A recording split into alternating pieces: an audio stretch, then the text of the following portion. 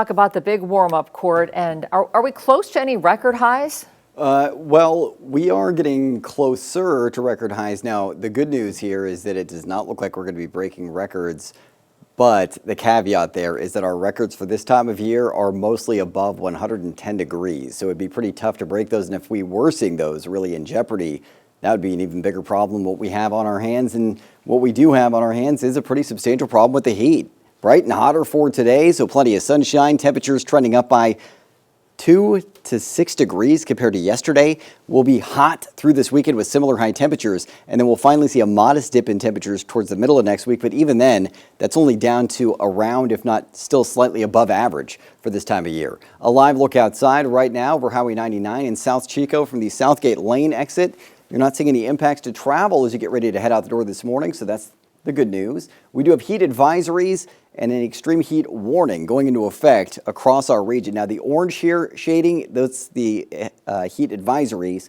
That's for the Valley, Shasta County Mountains, areas of Trinity County, Modoc, Lassen, and Plumas counties.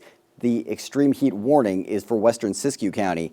And again, this is because we have the potential for dangerously hot afternoons with little cooling overnight. Temperatures are mostly going to be warmer for the mornings and very hot for the afternoons through this weekend. Right now, we're in the mid-60s to low 70s in the Valley, 72 degrees still for Redding and Chico, 50s to upper 60s in the foothills, 40s to upper 50s in our mountain zones.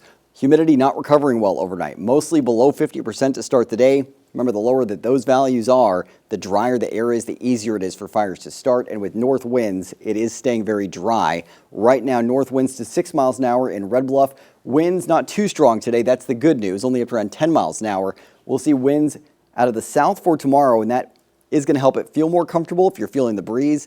But we're still going to be just about as hot tomorrow. And then stronger winds Saturday afternoon into Saturday night. Gusts Saturday night up to 35 miles an hour, and that is problematic for fire danger, but at least those are south winds, which don't dry us out as much, so that's the good news there. Clear skies overnight into this morning on the hyper-local look at the satellite and radar.